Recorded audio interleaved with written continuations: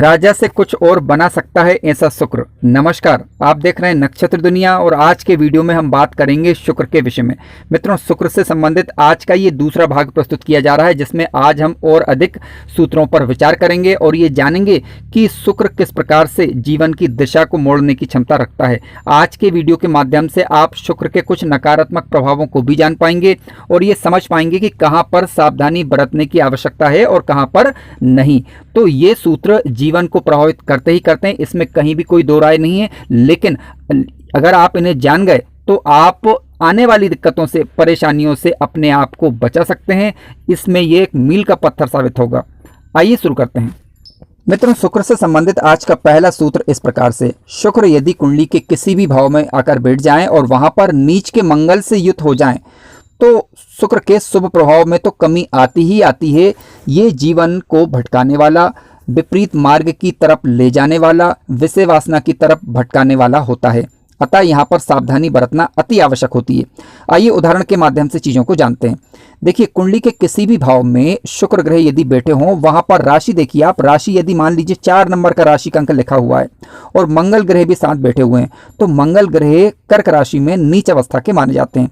अब शुक्र ग्रह जब नीच के मंगल के साथ बैठेंगे, विशेष रूप से पंचम भाव के अंदर, क्योंकि पंचम भाव एक प्रेम का भाव है, सप्तम भाव के अंदर क्योंकि ये दाम्पत्य जीवन का भाव है, इसके अलावा कुंडली के लाभ भाव में, यानी लाभ भाव में जब ये बैठेंगे तो इनका संबंध जो रहेगा वो कुंडली के पंचम भाव से भी रहेगा। इसके अलावा 6वें, 8वें या 12वें भाव में या किसी भी भाव में यदि नीच के मंगल के साथ शुक्र की उपस्थिति होती है, यानी युति होती है, और इस युति पर यदि किसी शुभ ग्रह का प्रभाव ना हो, तो ऐसी स्थिति में निश्चित रूप से ये जीवन को कहीं ना कहीं भटकाने वाला, दाम्पत्य जीवन को खराब करने वाला, समाज में बदनामी करने वाला होता है। तो अतः ऐसी स्थिति यदि आपकी कुंडली के अंदर बन रही है तो मंगल जो नीच का ग्रह हो रहा है, जैसे कि मंगल यहाँ पर नीच का हो रहा है, तो इसके उपाय किए जाने चाहिए और सावधानी बरतनी चाहिए ताकि बुरे प्रभाव से बचा जा सके। मित्रों, शुक्र से संबंधित आज का दूसरा सूत्र इस प्रकार से। यदि शुक्र ग्रह नीच के राहु के साथ युत हो जाए अथवा नीच के राहु से दृष्ट हो जाए तो शुक्र के शुभ प्रभाव में तो कमी आती ही आती है। इसके साथ साथ जातक नीच कार्यों की तरफ, यानी बुरे कार्यों की तरफ प्रवृत्त हो, यानी अपनी जीवन की दिशा मोड़े, या किसी न किसी जीवन काल के दौरान, विशेष रूप से नीच के राहु की दशा या अंतरदशा के दौरान जातक किसी बुरे मार्ग का चयन करे या जातक को किसी कार्य को करने में कठिनाइयों का अनुभव हो, इस प्रकार की दिक्कतें आ सकती हैं, विशेष रूप से यदि इस युति पर किसी शुभ ग्रह का प्रभाव ना हो। अब देखिए, ये युति किसी भी भाव के अंदर बन जाए, यानी नीच के राहु के साथ यदि शुक्र किसी भी भाव में बैठ जाए तो ये ठीक नहीं कहा जा सकता। विशेष रूप से यदि कुंडली के 6वें भाव में, 8वें भाव में या 12वें भाव में ये युति बन रही हो, पंचम भाव में बन रही हो, सप्तम भाव में बन रही हो, अथवा एकादश भाव में बन रही हो, या फिर कुंडली के लग्न भाव में बन रही हो, तो इन भावों में तो ये युति बिल्कुल भी ठीक नहीं कही जा सकती। शुक्र से संबंधित आज का तीसरा सूत्र इस प्रकार से। शुक्र ग्रह यदि नीच अवस्था के होकर कुंडली के 6ठे भाव में या 8वें भाव में या फिर 12वें भाव में बैठ जाए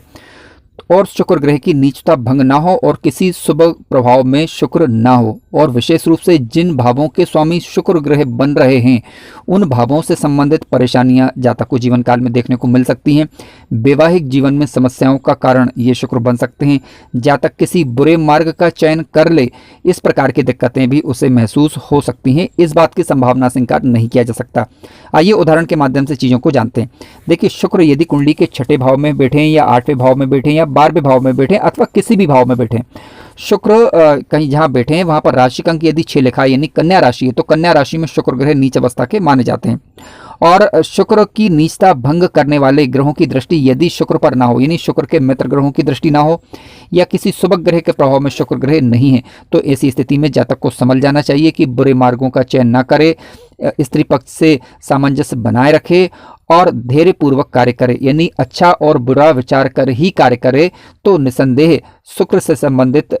परेशानियों में राहत देखने को मिलती है और शुक्र के उपाय किए जा सकते हैं, जिसके कारण शुक्र की दशा या अंतरदशा के दौरान फिर नकारात्मक प्रभाव में कमी आ सकती है। इस बात की संभावनाएं बनती हैं। और शुक्र यदि मान लीजिए नीच अवस्था के होकर बैठे हुए हैं, जातक बुरे मार्गों का चयन भी करता है, स्त्री पक्ष से सामंजस्य बनाकर भी नहीं चलता है,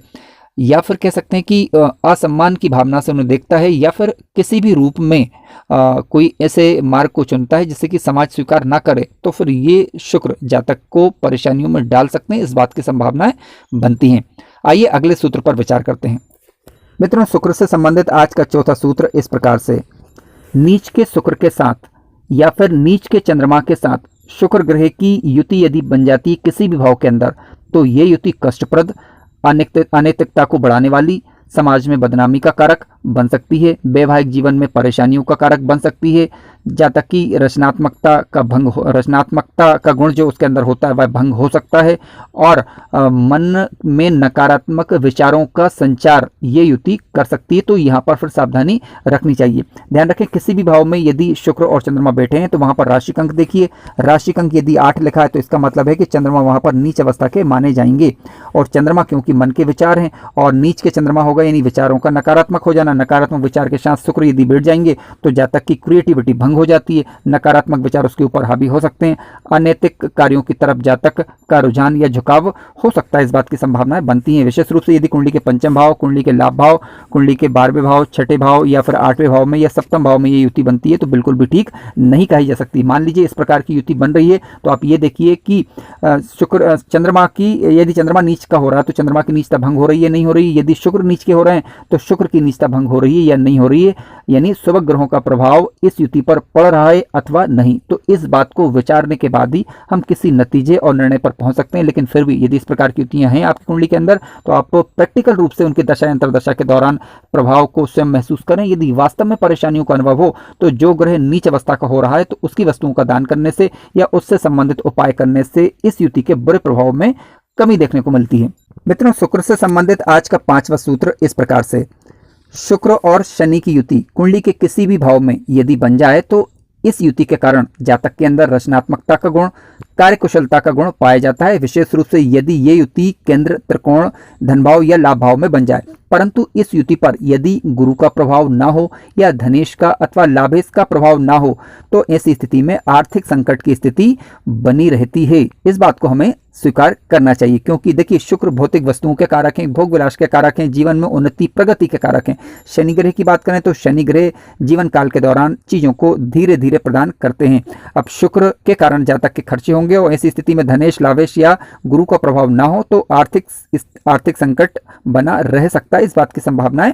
बनती हैं। मित्रों, जीवन में उन्नति प्राप्त करने के लिए, जीवन को शिखर पर ले जाने के लिए, भौतिक सुख सुविधाएं प्राप्त करने के लिए शुक्र का कुंडली में बलवान होना और शुभ होना बेहद आवश्यक होता है। यदि किसी भी रूप में शुक्र प्रभावित होता है तो न केवल जीवन में रचनात्मकता में कमी आती है अपितु वैवाहिक जीवन भी इससे प्रभावित होता है और कहीं ना कहीं जीवन में सुख सुविधाओं में कमी देखने को मिलती है। कार्यक्रम ज्ञानवर्धक लगा हो तो लाइक करें, चैनल पर नए हो तो सब्सक्राइब भी करें। धन्यवाद।